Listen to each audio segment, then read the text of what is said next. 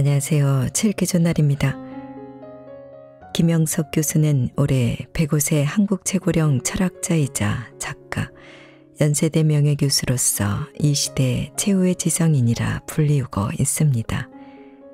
또한 인간 존재에 대한 뛰어난 고찰로 각계각층 전문가가 먼저 가르침을 정하는 큰 어른이시기도 합니다. 교수님은 수많은 언론 매체에 출연하며 삶에 대한 탁월한 통찰을 부드럽고 유려한 언어로 선사해 왔는데요. 소유했던 것을 죽어가는 것이 인생이라고 말하며 삶의 지표를 잃어버린 현대인이 단단한 삶을 살아갈 수 있도록 인생의 진리와 깨달음을 전하고 있습니다. 오늘 소개할 책은 105세 철학자가 전하는 인생론, 김영석 100년의 지혜입니다. 이 책은 중앙일보에서 인기리에 연재되고 있는 칼럼 김영석의 100년 산책을 모아 다듬고 미처 신문에 연재하지 못했던 원고를 더했는데요. 100년 넘게 살아오며 깨달은 단단한 삶의 지혜와 경험을 가감없이 이야기하고 있습니다. 이념부터 종교, 평화, 자유, 교육, 정치, 부에 이르기까지 시대를 초월해 현대인이 반드시 사유해봐야 할 다양한 주제를 현명하고 자애로운 시각으로 다루고 있습니다. 자, 그럼 지금부터 잠시 책 속으로 들어가 보겠습니다. 오늘도 책 읽기 좋은 날과 함께 좋은 시간 보내세요. 구독, 좋아요, 사랑합니다.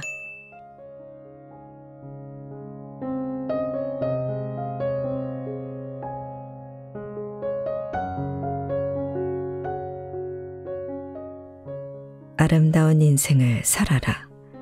외모보다 중요한 것. 내가 90까지 살게 되리라고는 생각지 못했다. 그런 욕심을 갖지도 않았다. 두 친구 안병욱 교수, 김태길 교수와 같이 열심히 일하자고 뜻을 모았다. 셋이 다 90까지 일했다. 성공한 셈이다. 90을 넘기면서는 나 혼자가 되었다. 힘들고 고독했다.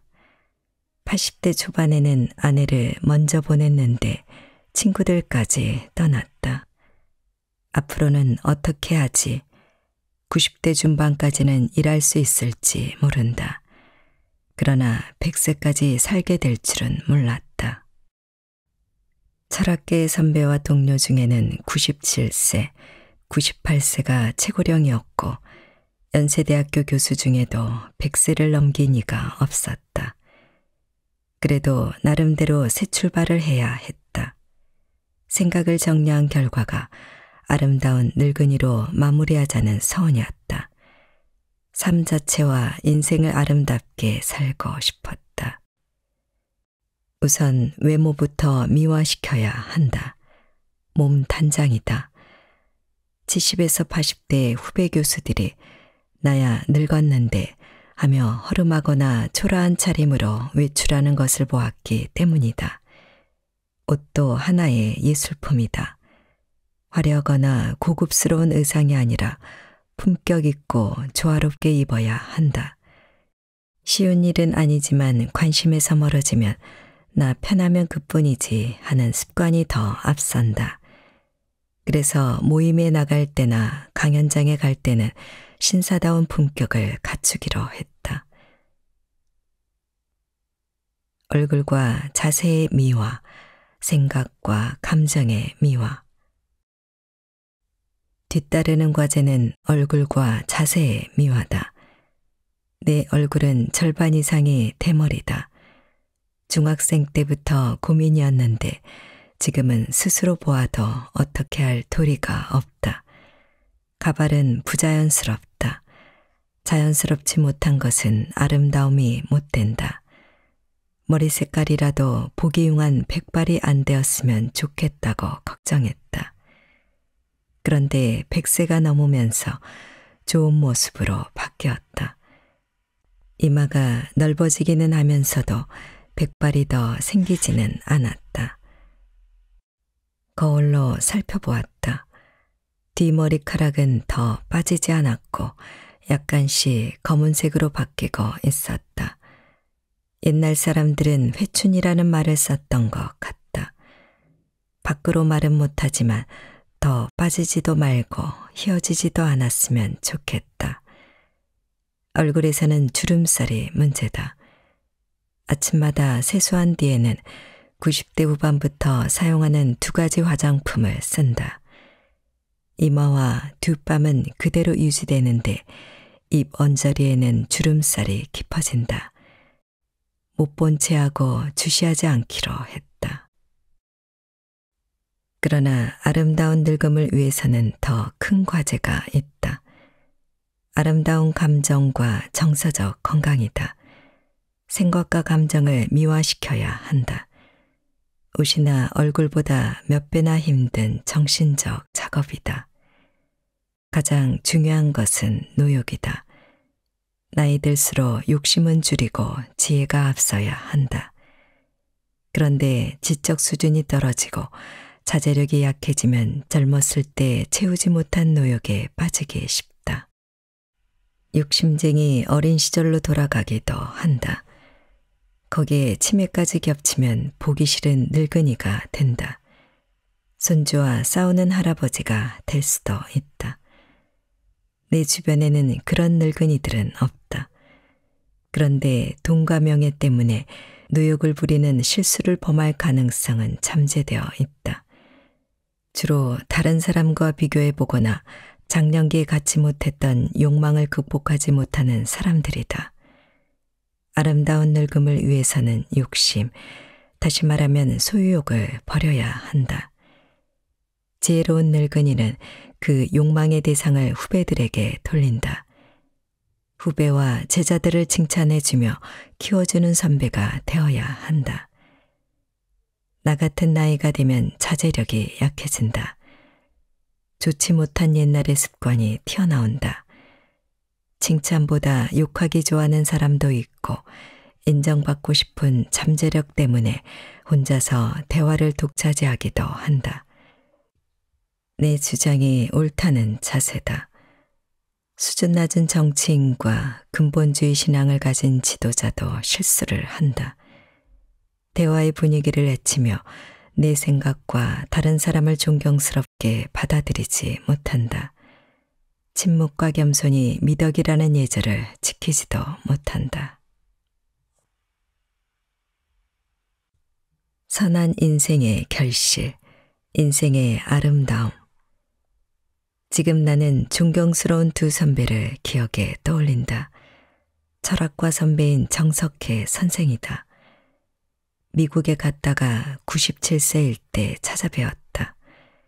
20년이나 연하인 나를 귀빈과 같이 대해주었다. 그 말씀과 향기는 너도 늙으면 나같이 품 있는 인격을 갖추어 달라는 자세였다. 나를 그렇게 대해주었기 때문에 더 존경하는 마음을 가졌다. 또 한 사람은 나와 나이가 비슷한 황 목사님이다. 심장병으로 고생하고 있었다. 심한 고통을 겪고 있으면서도 예전과 다름없이 미소와 사랑이 풍기는 표정을 간직하고 있었다. 김 누구누구 장로의 얘기를 듣고 오신 것 같습니다. 제 건강은 괜찮습니다. 공연히 여러분에게 걱정을 끼쳐 죄송합니다. 회복되면 또 교회에서 배워야지요. 라면서 여전히 온화하고 밝은 모습을 갖추고 있었다. 인사를 나누고 돌아왔는데 20여일 후에 세상을 떠났다. 교우들에게 어렵고 힘들다는 모습을 끝까지 보여주지 않았다.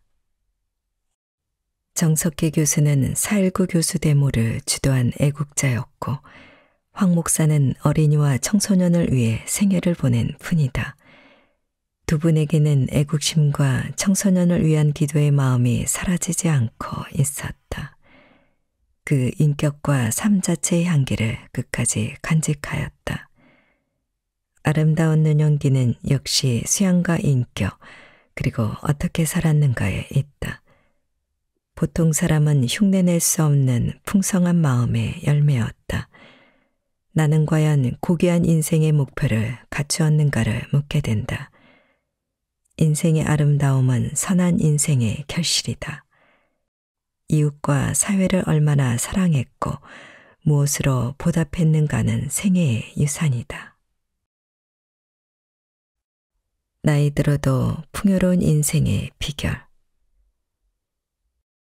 부부가 함께 그리고 오래 살아가는 100년 해로는 복 중의 복이다. 누구나 경험하는 사실이다. 해로하지 못한다면 누가 먼저 가는 것이 좋을까? 일률적인 해답은 불가능하다. 그러나 흔히 남자가 먼저 가는 편이 좋다고 말한다. 늙은 남자가 혼자 추하게 남는 것보다 여자가 자녀들과 함께 있기를 원하고 가족에도 강하기 때문이다. 내 친구 부인이 남편에게 한 얘기를 전해 들었다. 여보, 무슨 일이 있어도 내가 당신을 먼저 보내드릴게. 김 교수님이 혼자 쓸쓸히 고생하는 것을 보니까 사모님이 선생님을 혼자 남겨두고 가는 마음이 얼마나 아팠을까 라는 것이다. 사랑할 상대가 사라지는 순간을 이겨내기. 반대인 경우도 있다. 내 친구 김태일 교수와 안병우 교수는 아내보다 먼저 갔다. 두 부인은 연하이고 건강했는데 남편들이 작고한 뒤 오래지 않아 세상을 떠났다. 안 교수 부인이 예상보다 빨리 세상을 떠났기에 만일 안 교수 부인이 먼저 갔다면 안 교수는 어떻게 됐을까 하는 생각을 했다. 내 경우도 생각해 본다. 아내를 먼저 보낸 지 20년이 되었다. 아내 생각은 언제나 떠오른다. 아들, 딸이나 손주들이 모이면 자연히 어머니와 할머니 얘기를 한다. 대답은 간단한 것 같다. 사랑할 상대가 사라졌을 때 누구나 고독해진다. 다시는 그런 사랑이 불가능하다고 느껴졌을 때 고독은 절망이 된다. 절망은 정신적 종말, 죽음과 연결된다. 그런 고독은 남녀의 구별도 없고 나이의 차이도 없다. 고독사의 원인이 되기도 한다. 99가지의 악조건이 있다 해도 사랑의 연결이 하나라도 있으면 고독과 절망에서 벗어날 수 있다. 지금 돌이켜보면 나는 90이 되면서 더 외로움을 느꼈다. 100세가 넘으니까 혼자 있어서는 안 되고 누군가의 도움이 간절해진다. 그것이 고령 노인에게 주어지는 인생의 짐이다. 그래도 나는 그 고독을 극복해 냈다고 생각한다. 그 원동력이 무엇이었을까? 일을 위하고 사랑하는 열정이었다. 누구보다 많은 일을 했다. 그 일에서 오는 위로와 보람이 고독한 심정과 시간의 공간을 채워주었다. 그 일은 보수나 소유를 위한 일이 아니었다. 학자로서의 진실을 찾는 의무였고 제자들을 위하고 사랑하는 즐거움이었다. 대학을 떠난 후에는 친구들과 사회에 무엇인가 남겨주고 싶은 사명감 비슷한 것이었다. 일 많은 나라에 태어난 것에 감사했고 많은 일이 주어지는 현실에서 보람을 느꼈다. 가족들을 위하는 책임도 있었으나 중고등학교와 대학교에 있을 때는 교육계를 위하는 책임이 항상 뒤따랐다. 무거운 짐이었으나 나름대로 사랑과 보람이 있었기에 행복했다. 90을 넘기고도 지금까지 주어진 일에 매달려 산다. 일에 대한 열정과 노력이 없었다면 어떻게 되었을까 돌이켜 본다. 여든까지는 내가 일을 찾았으나 그 후에는 사회가 나에게 일을 맡겨주었다. 일한다는 것이 인간의 본분이며 늙으면 인생의 가치를 풍요롭게 하는 것이 축복이라고 생각했다. 좀 더 많은 사람이 노년기 인생을 위해 스스로 일하는 열성을 가지며 정부와 사회가 노년기까지 일할 수 있는 도움을 주었으면 좋겠다. 나이 들수록 필요한 또 한 가지 과제는 인간관계를 선하고 아름다운 방향으로 넓혀가는 일이다. 인생은 어떤 인간관계와 공동체 의식을 갖는가에 따라 달라진다. 노년기가 힘들다는 것은 인간관계가 좁아지며 공동체 의식을 상실하기 때문이다. 가정과 직장에서 즐거운 인간관계를 누리다가 늙으면서 더 넓혀가는 사람이 있고 점차 좁아지고 상실해 가기도 한다. 가족관계까지도 유지하지 못해 고독해지는 노인들이 생긴다. 그 책임의 반은 자신에게 있고 반은 자립심을 상실한 노약자를 위한 정부와 사회의 도움 부족일 수도 있다. 옛날에는 노인정 같은 휴게시설이 있었다. 최근에는 격노시설이 늘어나고 있다. 그러나 중요한 것은 자기 인생을 위해 준비하고 노력하는 각자의 책임이다. 종교단체를 비롯한 교양과 정신적 안정을 위한 기관과 시설도 있다. 노년기에 찾아 누릴 수 있는 행복은 선하고 아름다운 인간애를 주고받음에서 출발하고 열매를 맺는다. 스스로 나이 들매 한계에 가두지 말 것. 지금 30대와 나의 30대를 비교하면 사회 모든 면에서 많은 변화가 생겼다. 청년기와 노년기가 짧아지고 장년기가 일생의 반 이상을 차지한다. 일하고 성장하며 인격을 키워가는 장년기는 30에서 80까지 차지한다. 평균 수명도 길어졌고 건강 수명도 높아졌다. 모두가 풍부한 정신적 창의력을 발휘할 수 있는 세상이 되었다. 성각자나 선구자가 되지 못해도 그런 사회에 적응하려는 노력은 필수이다. 생활 영역과 공간도 예상했던 한계를 넘어서고 있다. 이런 변화와 발전에 적응하기 위해서라도 스스로 누령화를 앞당겨서는 안 된다. 나의 세대에는 예순을 노년기의 출발이라고 생각했다. 그런데 나도 80까지는 정신적으로 늙었다는 생각은 하지 않았다. 장년기가 길어졌다는 것은 젊게 성장하고 일할 수 있는 세상이 되었다는 뜻이다.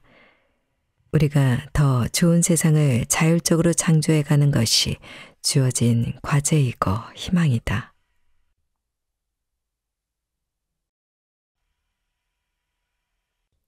(120세도) 바라보는 시대, 장수가 축복이 되려면 100세가 넘으면서 가장 많이 받는 인사가 있다.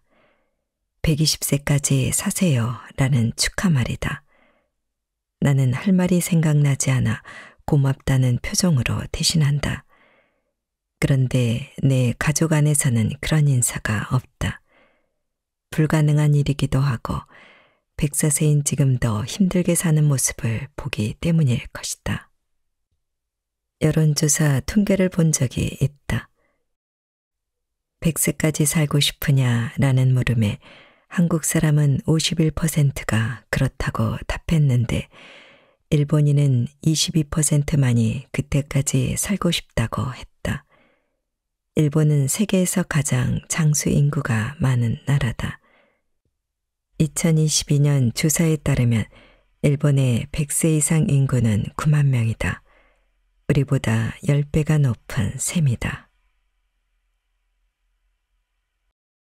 한국과 일본, 100세를 보는 다른 눈. 그런데 왜 일본인들은 78%가 100세 이상 살기를 바라지 않을까? 100세 이상의 장수를 행복한 삶이라고 인정하지 않기 때문일 것이다.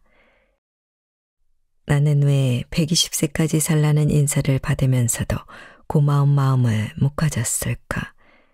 더 오래 우리 곁에 계셔주세요 라는 인사라면 머리를 숙이면서 감사합니다 라며 답례하고 싶은 마음이다.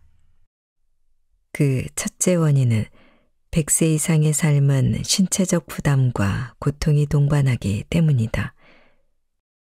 경험해보지 못한 사람은 모르는 어려움이 있다. 나도 95세 이후부터는 내 정신건강이 신체적으로 내세한 욕심을 업고 다니는 부담을 느낀다. 저녁 10시가 되어 잠드는 시간에는 편안한 안식을 느낀다. 하루의 짐을 풀어놓는 가벼운 자세다. 반대로 아침 기상 시간이 되면 일어나는 것이 싫어진다. 내 몸이 천근만근 같아 30분만 더 자면 안 되나 라며 누군가에게 물어보는 심정이다. 기상 자체가 주어진 부담이다. 이런 상황을 직접 간접으로 경험해보는 사람들은 100세라는 산을 넘어서까지 살아야 하나 하는 생각을 갖게 된다.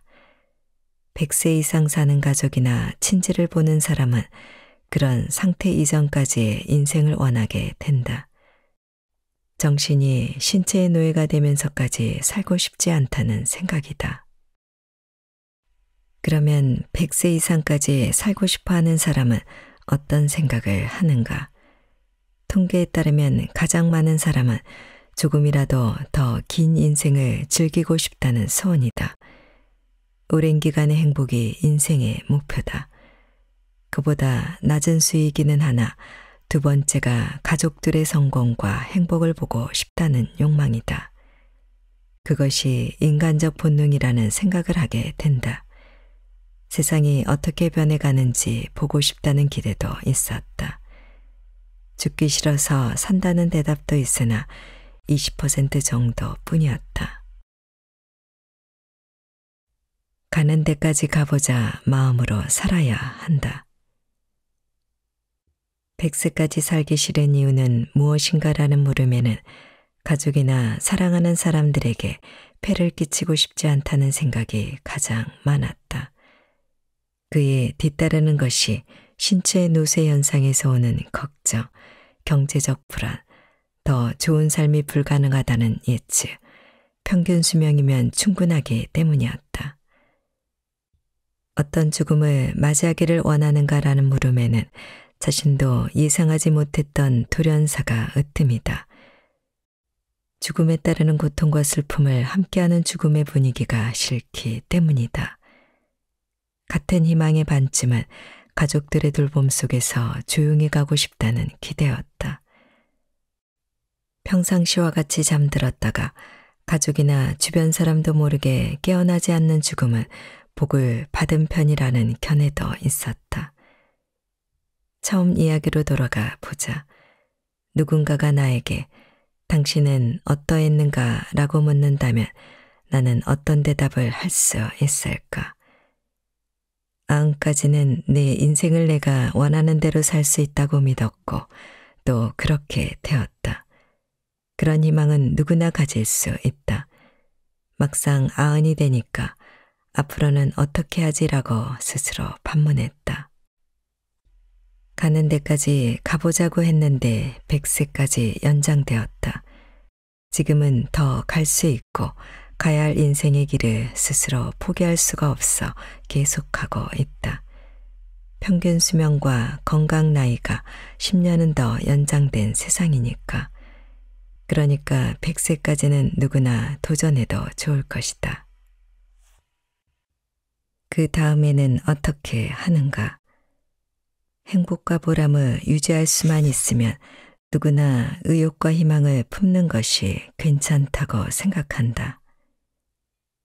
100세가 되었다고 스스로 인생을 포기할 수는 없다. 앞으로는 120세까지도 연장되는 세상이 올지 모른다. 구한말에는 왕실에서 80세 장수한 노인을 찾아 지팡이를 선물했다. 20년이 연장되어 나는 100세에 청와대에서 주는 지팡이를 받았다. 지금 20에서 30대의 젊은이들은 20년쯤 더 연장될 수 있을지 모른다. 국가와 민족에 대한 사명감. 그러나 그것은 누구에게나 주어지는 선물은 아니다. 자연인의 한계를 넘어 삶의 정신적 가치와 의미를 창조해가는 사람에게 주어지는 특전이다. 자연의 한계를 넘어 정신적 문화에 동참하는 것이 인간의 사명이니까. 인간은 시간 안에서 역사적 의미와 가치를 사회와 더불어 창조해가게 되어 있다. 역사를 누가 이끌어 왔는가? 삶의 가치와 의미를 위해 최선의 삶을 영위해준 사람들이다.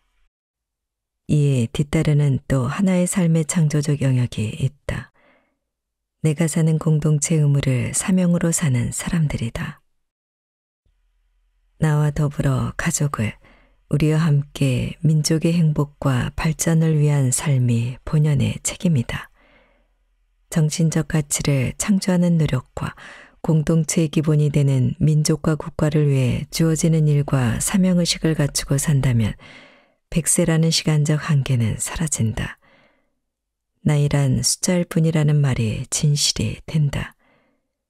나 같은 늙은이도 주어진 일이 있는 동안은 책임져야 한다는 의지로 삶을 계속하고 있다.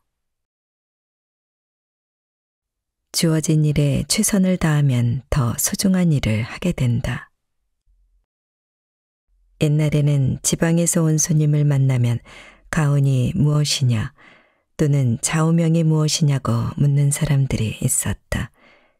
있는 편이 없는 것보다 좋겠다는 생각은 하면서도 가훈이나 좌우명에 집착하는 것도 좋아 보이지 않았다.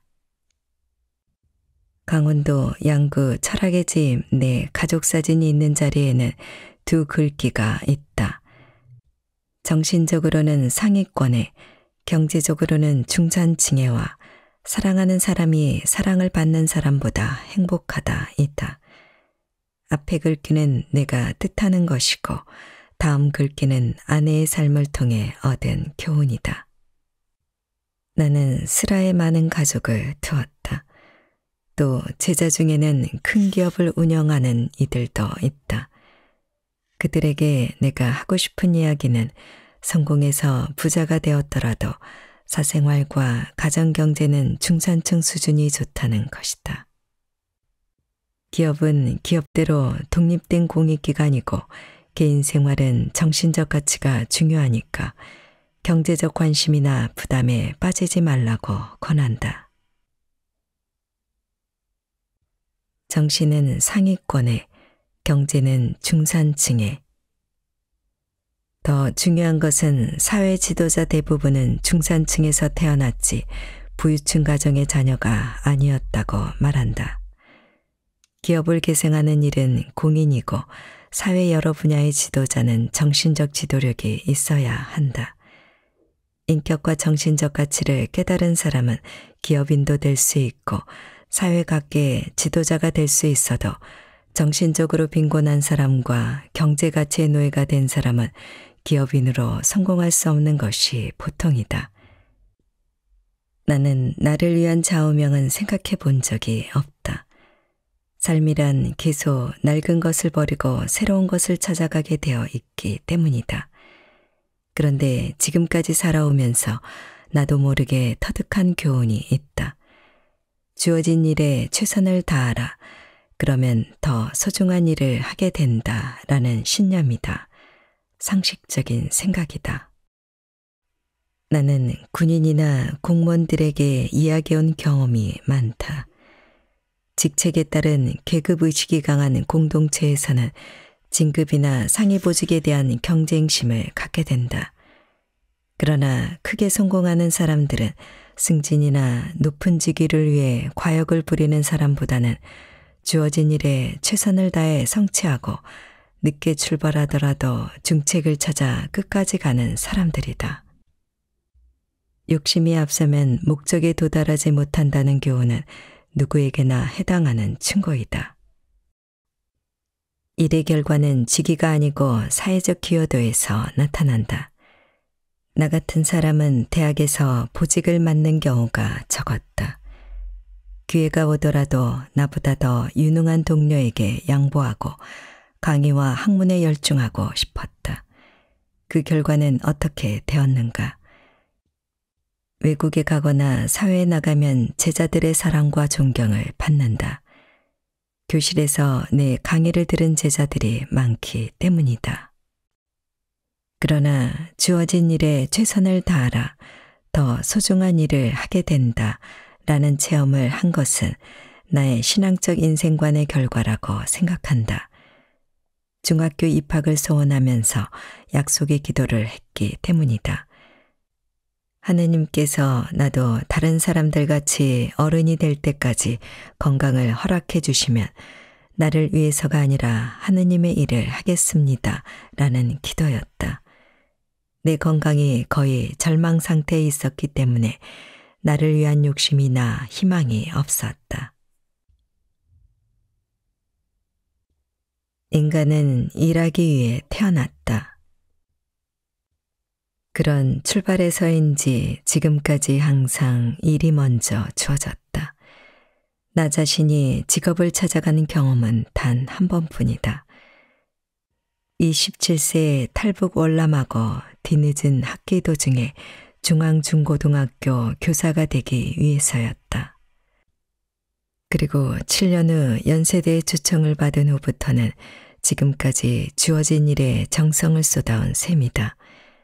내 건강이 남달리 유지되는 것도 주어진 일 때문이라고 생각한다. 그리고 중앙학교 7년 동안의 노력도 헛되지 않았다.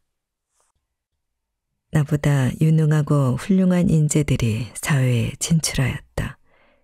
미국, 캐나다, 한국에서 높은 평가와 존경받는 교수만 15명에 이른다. 또 교주인 인천 선생의 뒤를 따르는 동안에 깨닫지 못했던 많은 교훈을 터득할 수 있었다. 내 뜻이 이루어지기보다는 더 높은 인생의 수령 기간이 되었다. 100세를 넘기면서 얻은 결론은 인간은 일하기 위해 태어났다. 일의 목적은 더 많은 사람의 행복과 인간다운 삶을 돕는 데 있다. 주어진 일에 최선을 다한다면 더 큰 봉사의 기회가 주어진다는 인생관이다.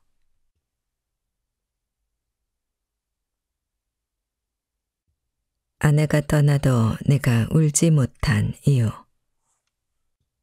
내 아내가 병중에 있을 때였다. 대학 동창인 정 교수의 얘기다. 요사이 우리 동네 교수 부인들은 김 교수 칭찬이 대단해서 남편들의 위신이 말이 아니라는 것이다. 정 교수 부인도 당신은 내가 중병에 걸린다면 20년 넘게 뒷바라지할 수 있어 라고 해 5년은 할 수 있어 라고 농담했다가 구박을 받았다면서 웃었다. 회갑즈음에 아내가 심한 뇌졸중으로 쓰러졌다. 주치의도 수술은 했으나 희망이 없다면서 외국에 나가 있던 아들, 딸들에게 시급히 귀국하기를 공고했다. 나도 각오를 하고 있었다. 그런데 기적같이 목숨은 구할 수 있었으나 언어 기능을 상실했다. 세브란스 교수들도 강의 시간에 학생들에게 특별한 환자 중 한 사람으로 소개할 정도였다. 미국에 사는 의사 사이의 도움으로 미국 병원에서도 치료를 받았고 2년 후부터는 세브란스 병원과 집을 오가면서 20년에 걸친 세월을 지냈다. 그러다가 의사들의 권고와 가족의 양해를 얻어 병원 치료를 단념하기로 했다. 내가 중환자실에 들어가 아내의 손을 잡고 마지막 기도를 드렸다. 그런데 의식이 없는 줄 알았던 아내가 기도를 끝냈을 때 또렷이 아멘이라고 했다. 놀랍게도 20여 년 만에 들려준 마지막 말이다. 아내를 다시 집으로 퇴원시키고 3년 동안 가정치료를 계속하다가 우리 곁을 떠났다.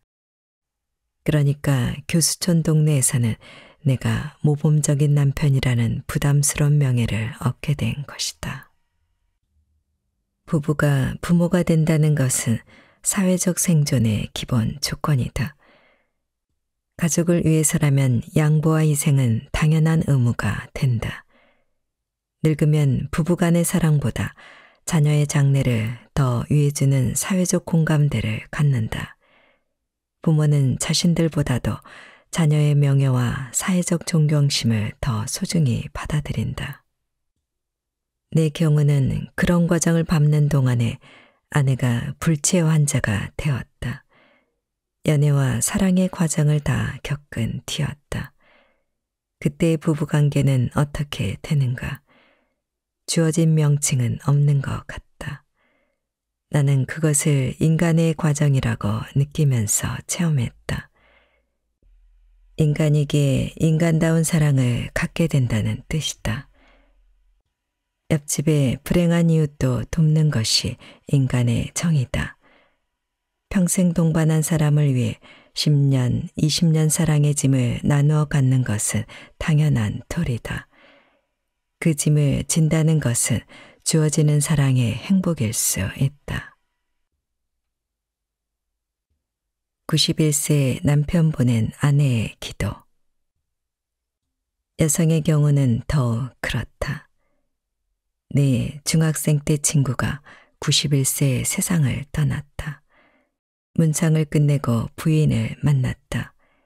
힘드셨지요? 라고 했더니 아니에요. 무거운 짐을 내려놓은 것 같아요. 늙은 장로님을 남겨두고 먼저 가면 안 되었기에 장로님을 보낼 때까지 나를 건강하게 해달라고 기도드렸어요. 저는 교수님 사모님이 교수님을 혼자 남겨두고 먼저 가면서 얼마나 마음이 아팠을까 생각했어요. 그런 생각을 하면 감사한 위로를 받습니다. 라고 했다. 그런 심정이 인간의였을 것이다. 여성이었기에 모성애를 저버릴 수 없었을 게다. 나도 아내를 그렇게 보냈다. 임종이 가까웠을 때 둘째 아들이 밖에 있었다. 전화를 걸어 빨리 오라고 알렸다. 6자녀가 다 모여 조용히 보내주었다. 딸들이 눈물을 닦고 있었다. 나는 울지 않았다. 슬프기는 했으나 내가 정성 들여 보냈기 때문에 감사한 마음도 깔려 있었던 것 같다. 제3자가 보면 그것이 인간의 성스러운 모습이었을지 모른다. 누구에게나 주어진 인간의 사랑스러운 자화상이었을 것 같다.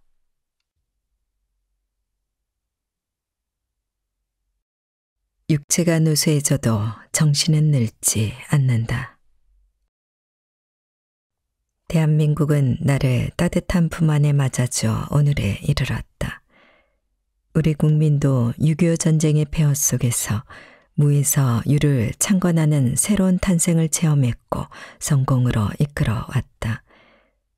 30대 중반에 연세대학교로 가면서는 학문과 사상계, 교육과 사회적 활동을 넓혀가기 시작했다.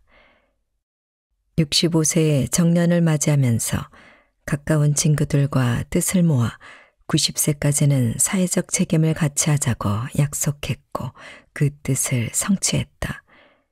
90을 맞이하면서는 자신과 사회를 위해 무엇을 할 수 있을까를 찾아 일하기로 결심했다.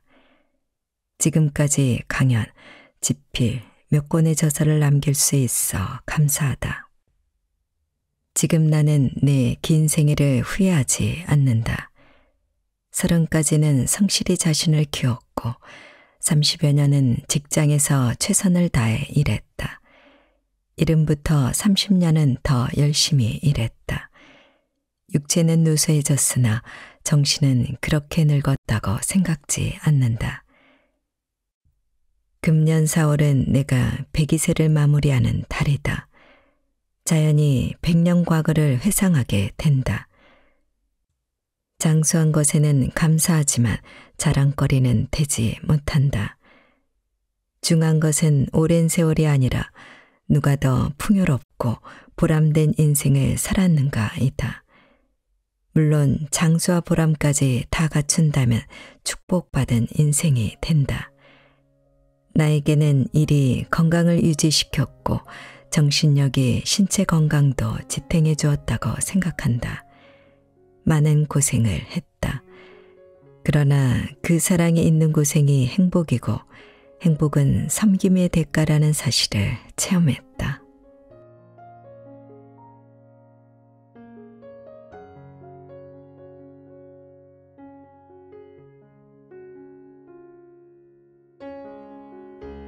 책 읽기 좋은 날 오늘은 여기까지입니다. 안온하고 포근한 시간 되세요. 사랑합니다.